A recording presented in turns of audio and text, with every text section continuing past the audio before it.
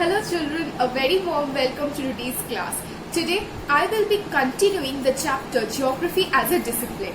So in this video I will be covering topics like GIS, GPS, remote sensing, town planning, cartography, mapping and tourism also. So let's start with the class. Children, geography is a very interesting subject, also has a very bright future due to its technological advancement. So if you are willing to pursue geography for your future, so it is a very good choice. From my side, all the very best to you. So GPS and GIS is among one of those advanced technologies. So let's study what is GPS and what is GIS. Children, GPS stands for Global Positioning System. I repeat again, GPS stands for Global Positioning System. It is a system by which signals are sent from satellites to a special device that is used to show the position of someone or something on the surface of the earth. I repeat again, it is a system by which signals are sent from satellites to a special device that is used to show the position of something or someone on the surface of the earth. Now children, it has replaced the traditional method of surveying and mapping. Children, my next topic is GIS. GIS stands for Geographical Information System. I repeat again, GIS stands for Geographical Information System. Now it is a computer system that analyzes and displays geographically referenced information. I repeat again, it is a computer system that analyzes and displays geographically referenced information. Now it has emerged as one of the most useful tools for resource identification and resource planning. Now GIS, it has been represented by two types of data: spatial data and non-spatial data. Children, what is spatial data? It refers to the geographical space and are categorized by their positional, linear and aerial forms. And what are non-spatial data? They give a description of spatial data and they are also known as attribute data. I repeat again, non-spatial data is also known as attribute data. Children, GIS is a more accurate, fast and cost-effective method. Now my next topic is remote sensing. Now what do you understand by remote sensing? First of all, it is the act of acquiring information about a phenomena which is not in contact with the information collecting device. Now what do you understand by this?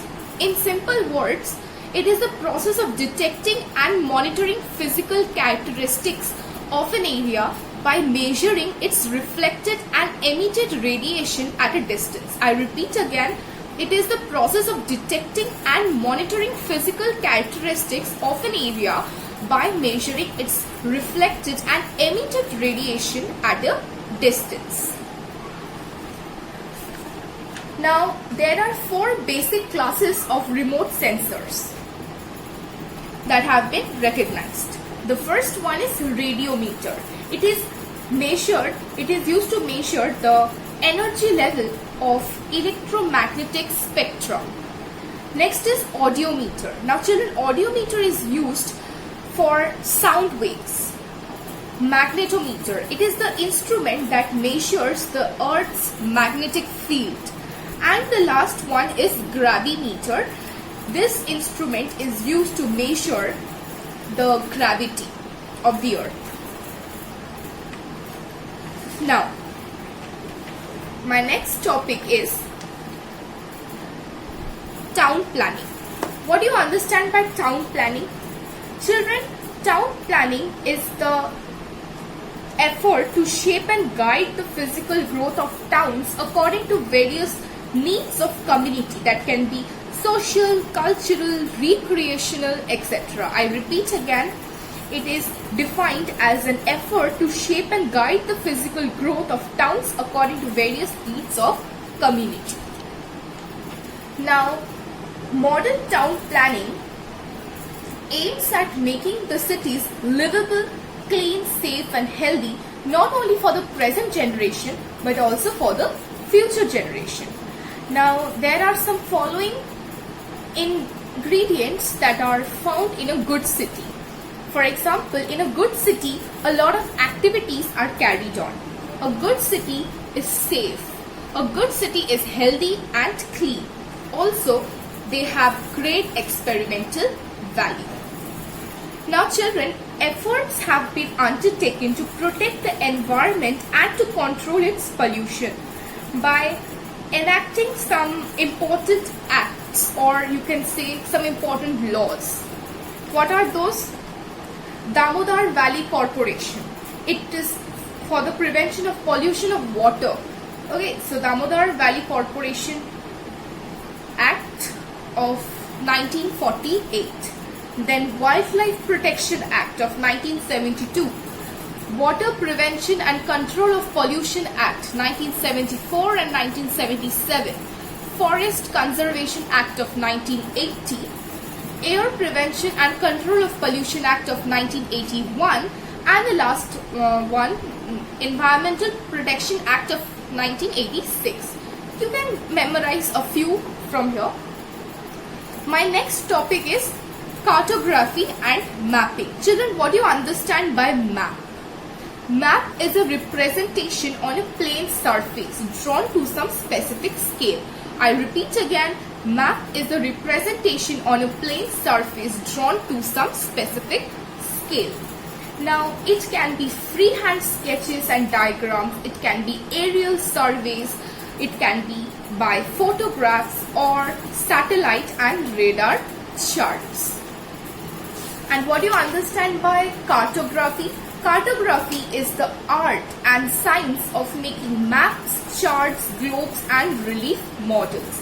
I repeat again, cartography is the art and science of making maps, charts, globes and relief models. And our last topic for today is tourism. What do you understand by tourism? Children, it is a temporary movement of people to destinations outside their normal places of work and residence. So when people move away from their normal residence or normal place of work to some outside destinations, it is considered as tourism. So children, I have completed this chapter, Geography as a Discipline. So if you have any doubts, you can ask me in the comment section below.